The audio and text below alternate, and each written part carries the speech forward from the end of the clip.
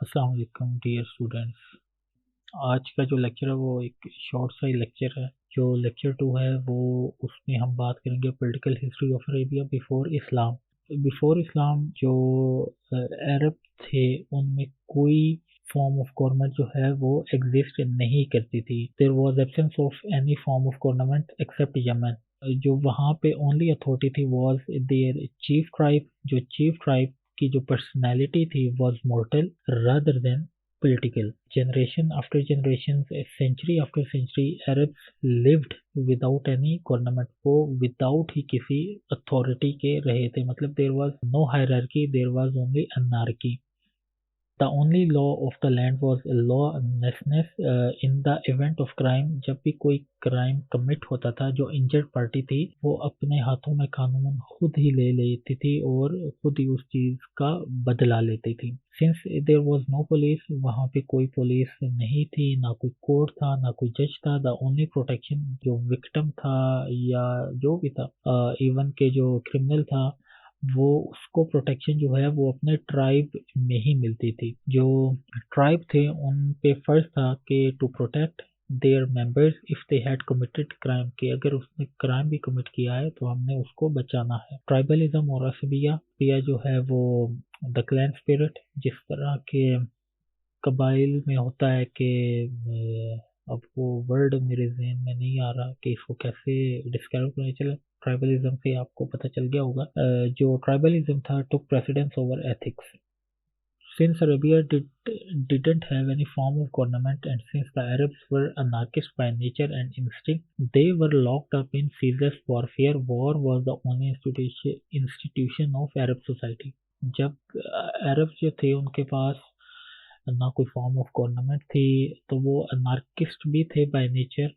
तो हर टाइम जो है वो झगड़े में ही रहते थे, और जो झगड़ा था या जंग थी वही उनके पास एक इंस्टीट्यूशन था। क्योंकि जो वॉर थी allowed them to show their skill, तो जंग थी वो फिर इनको काबिल बनाती थी कि वो अपने स्किल जो हैं वो शो करें। इन आर्चरी, तीरबाजी में, fencing and horsemanship, and in war they could distinguish themselves, और वो वॉर में ही अपने आप को डिस्टिंग्विश कर सकते थे by their heroism, and the same time win the glory and honor of their tribe.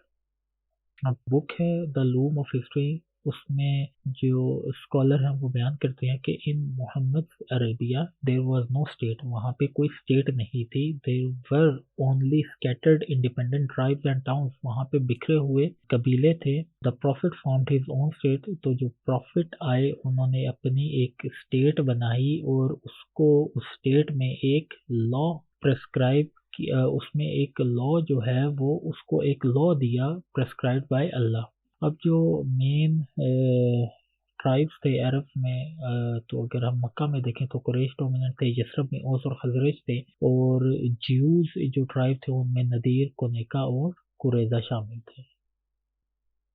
अब अगर हम इकोनॉमिक कंडीशन की बात करें तो economically Jews were the leaders of Arab. They were the owners of most and best arable lands and were known as the best farmers in the country. तो Jews थे वो बेस्ट थे, और ज़्यादातर वही ओनर थे most of the arable lands in Arab. और जो Jews थे वो बाय नेचर ही entrepreneurs थे in the industry that existed in those days in Arabia. They even enjoyed the monopoly of armaments industry, जो जंगी सामान होते हैं वो ज्यूज के कंट्रोल में थे। जो स्लेवरी थी was one of the economic institution of Arabia, क्योंकि गुलाम लाए जाते थे, उनकी खरीदो फरोख्त होती थी। The most powerful class of Arabs, जो पावरफुल क्लास थी अरब्स की वो कैपिटलिस्ट थे, क्योंकि जो बड़े बड़े सरदार थे वो पैसे जो है उधार देते थे और उस पर इंटरेस्ट जो है वो चार्ज करते थे, और वो जो इंटरेस्ट होता था, इंटरेस्ट मनी होती थी, उससे वो फिर उनको डिफरेंट और चीज़ों में भी स्पेंड करते थे, जैसा गैम्बलिंग हो गई या प्रोस्टिट्यूशन वगैरह, उनमें भी वो इन्वेस्ट करते थे। तो जो अर्बन सेंटर थे of Arabs were Mecca and Yathrib, जो शहरी इलाके थे जो अरब के वो मक्का था और यसरब था Medina. The cities of Mecca were merchants, traders and money lenders, इनके जो कारवान थे वो गर्मियों में सीरिया जाया करते थे और सर्दी में यमन की तरफ। They also travel to Bahrain, वो बहरीन भी जाते थे, इराक और इजिप्ट। जो कारवान थे, trade was the basic economy of Mecca. अब द बुक मैसेंजर में बयान किया गया है कि the arrival and departure of caravan, के जो आना और जाना था कारवान का, वर इम्पोर्टेंट इवेंट, वो एक इम्पोर्टेंट इवेंट होता था in the life of Meccan. Almost everyone in Mecca, तकरीबन तमाम जो मक्का के लोग थे उनकी कुछ ना कुछ इन्वेस्टमेंट होती थी in the fortunes of thousands of camel, जो कि हजारों ऊँट जाते थे, हंड्रेड्स ऑफ मैन उनके साथ जाते थे, और हॉर्सेस और donkeys which went out with resins, जो कि रेजिन्स लेके जाते थे, और सिल्वर की जो बार्स हैं वो लेके जाते थे और वापिस आते थे, मतलब उनको फरोख्त करते थे और वापिस आते थे with oil, perfumes and manufacturing goods from Syria, Bahrain and Egypt, and with spices and gold from the south. जो सोशल सिस्टम था अरब्स का वो कोई अच्छा नहीं था। अरब जो था वो मेल डोमिनेटेड सोसाइटी थी। Women had no status of any kind other than sex object. बहुत सारी जो औरतें थी वो प्रोस्टिट्यूशन में ही इन्वॉल्व होती थी टू मेक देयर लिविंग।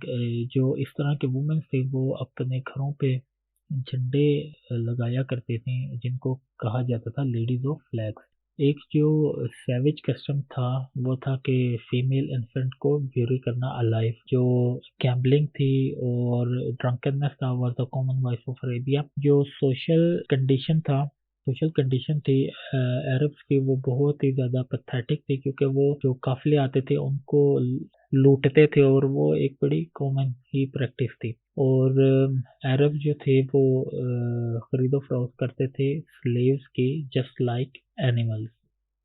उसके बाद जी जो रिलीजन्स थे वो अरब्स में मोस्टली आइडल वर्शिपर्स थे, पॉलीथीस्ट थे। इसके बाद जो हैं वो एथियस्ट भी उनमें पाए जाते थे, जो कि ना किसी खुदा पे किसी पे भी वो बिलीव नहीं करते थे। This group was composed of materialist, और बिलीव करते थे कि जो दुनिया है वो इटर्नल है, वो अबदी है। फिर जिंदीक थे, वो इन्फ्लुएंस थे by Persian doctrine of dualism in nature. फिर सबाइंस थे, वर्शिप करते थे, वो पूजते थे सितारों को। देन उनके बाद ज्यूज थे, क्रिश्चियंस थे और मोनोथीस्ट थे।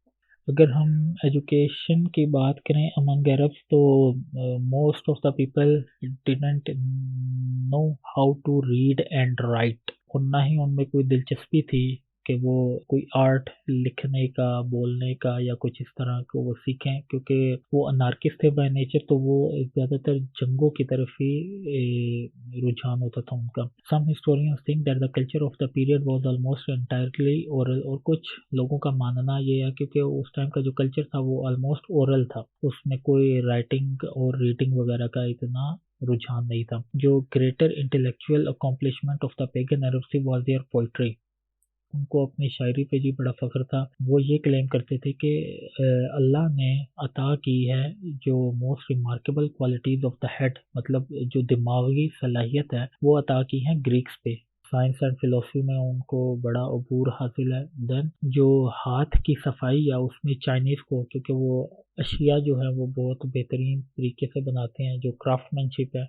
बट जो टंग है, जो बोलने की सलाहियत है, वो अरब्स को अता की है। Their great pride before and after Islam was eloquence and poetry. अब अरेबिया में the poets were part of the war. जो पोइट्स थे वो इवन जंग का हिस्सा होते थे। दे डिफेंडेड, वो डिफेंड करते थे their own and damage hostile tribe by composing dexterous phrases of a sort. मतलब वो एक जुनूनी किस्म के और जहरीले किस्म के जो हैं वो इस तरह के फ्रेजेस जो हैं वो प्रिपेयर करते थे ताकि वो, और जंग के दौरान वो बोलते थे जो ओपोजिशन था, और that would attract notice and would consequently be defiled and remembered widely, और जो कि लंबे अरसे तक याद रखे जा सकते थे।